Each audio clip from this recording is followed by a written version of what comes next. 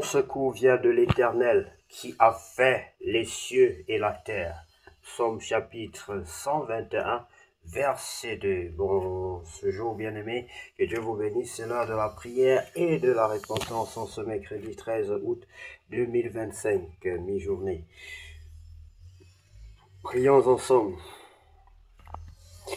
Seigneur bien-aimé, en ce milieu de journée, je m'arrête pour t'élever mon cœur. Merci pour les heures écoulées, pour la force donnée et pour ta main qui m'a soutenu.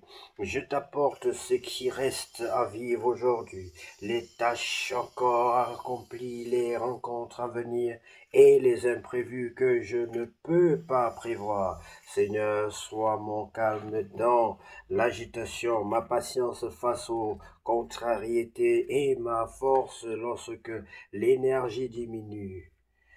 Ta parole déclare dans le livre de Psaume 121, verset 2, que mon secours vient de l'Éternel qui a fait les cieux et la terre.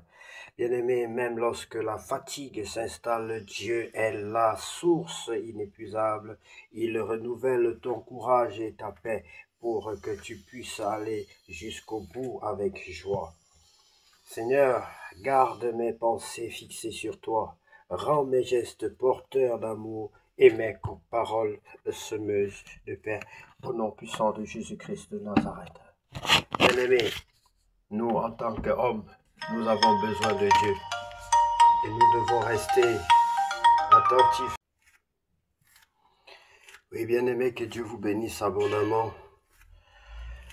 Je disais que nous sommes appelés à servir notre Dieu en tout temps. Nous sommes imparfaits et nous avons dans ce devoir-là, cette obligation de rester attachés à notre Dieu, qui est le Dieu de la perfection.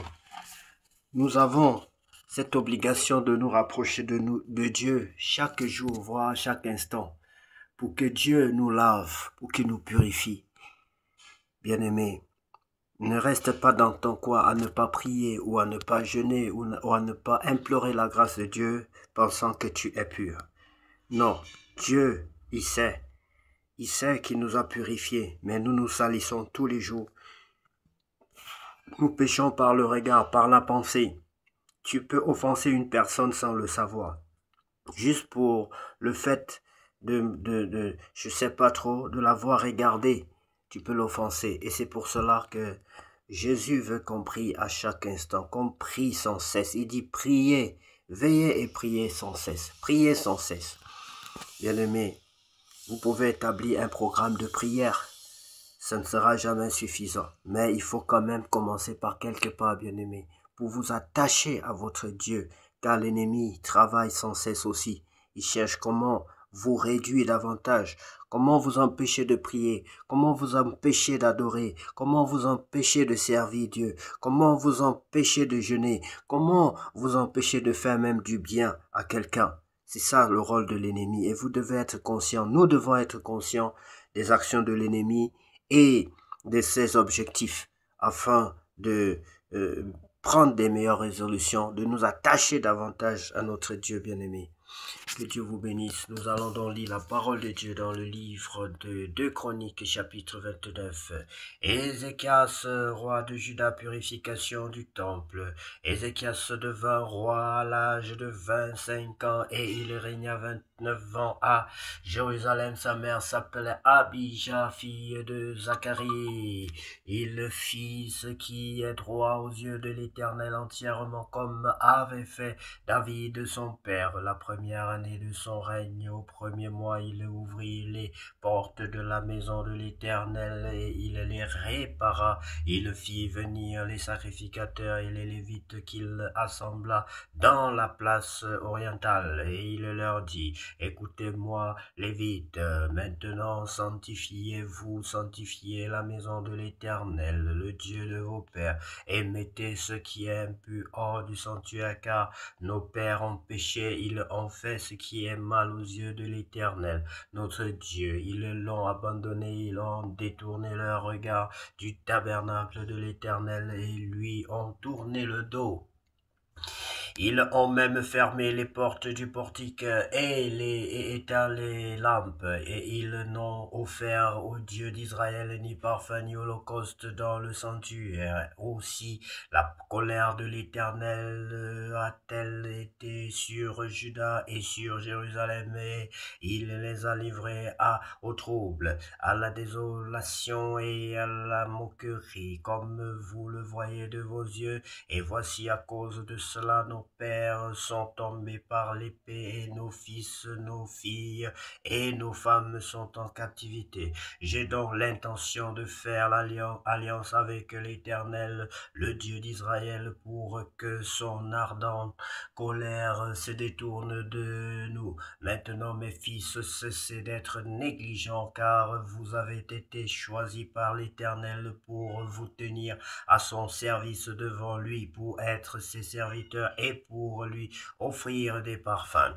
Et les Lévites se levèrent, Machat, fils d'Amazaï, Joël, fils d'Azaria, des fils des Kéatites et des fils des Mérarites, Kis, fils d'Abdi, Azaria, fils de Jéaléliel et des Gershonites, Joach, fils de Zimma, Éden, fils de Joach, et des fils d'Élisaphan, et Shimri, et Jéel, et des fils d'Azaph, Zacharie, et Matania, et des fils d'Eman, Jéel, et Shimei, et des fils de Jeduthun, Shemaïja et Uziel. Ils réunirent leurs frères, et après s'être sanctifiés, ils vinrent pour purifier la maison de l'Éternel selon l'ordre du roi et d'après les paroles de l'Éternel. Les sacrificateurs entrèrent dans l'intérieur de la maison de l'Éternel pour la purifier. Ils sortirent toutes les impuretés qu'ils trouvèrent dans le temple de l'Éternel et les mirent dans le parvis de la maison de l'Éternel, où les Lévites les reçurent pour les emporter dehors au torrent de Cédron. Il faut souligner ceci, bien-aimé. C'est très significatif sur le plan spirituel. Il va purifier. Les sacrificateurs entraient dans l'intérieur de la maison de l'Éternel pour la purifier. Ils sortirent toutes les impuretés qu'ils trouvèrent dans le temple de l'Éternel et les mirent dans le parvis de la maison de l'Éternel, où les Lévites les reçurent pour les emporter dehors au torrent de Cédron. Ici, c'est la représentation de ce qui s'est passé dans le Nouveau Testament avec Jésus lorsqu'il entre dans le temple. Et le temple signifie ton corps. Lorsque Jésus entre dans ton corps, parce que Dieu ne vit pas en temps normal dans une maison faite de main d'homme. Il a lui-même fait sa maison qui est l'être humain. Il a pris la terre. Nous prenons la terre, nous, pour fabriquer les briques et pour construire des maisons. Mais Dieu, lui, quand il a pris la boue, la terre, il a fabriqué l'être et a insufflé de son souffle à lui, c'est-à-dire le souffle de vie. C'est lui seul qui détient le secret de cela. Et c'est pour cela qu'aujourd'hui, vous verrez, on peut fabriquer les humanoïdes, on peut fabriquer des robots, mais la seule chose qui va toujours manquer, c'est la capacité, le souffle, c'est ce souffle-là. Et Dieu donc vit dans l'homme. Dieu, c'est la vie. Jésus a dit, je suis la vie. Donc celui qui vit à Jésus, tous ceux, quelle que soit ta religion, bien-aimé, si tu es musulman, tu es chrétien, tu es catholique, tu es athée, tu es je ne sais quoi, tu as Jésus parce que c'est lui la vie. Et là, cette vie-là lui appartient. Même si tu dis non, je n'ai pas Jésus, il a dit cela. Et Dieu, notre Dieu, n'est pas un homme pour mentir. Il a dit et personne ne pourra dire le contraire ou retirer cela, lui retirer cela. Il a dit, je suis la vie. Donc, tant que tu vis, tu as Jésus en toi. Tu as Jésus en toi. Il faut tout simplement que tu le reconnaisses et il va te remplir de sa présence. Ils commencèrent ces purifications le premier jour du premier mois, le 8e jour du mois, et ils entrèrent dans le portique de l'Éternel et ils mirent 8 jours à purifier la maison de l'Éternel. Le 16e jour du premier mois, ils avaient achevé. Ils se rendirent ensuite chez le roi Ézéchias et dirent, Nous avons purifié toute la maison de l'Éternel, l'autel des holocaustes et tous ses ustensiles, et la table des pains de proposition et tous ses ustensiles. Nous avons remis en état et purifié tous les ustensiles que le roi Achaz avait profanés pendant son règne. Lors de ces transgressions, ils sont devant l'autel de l'Éternel.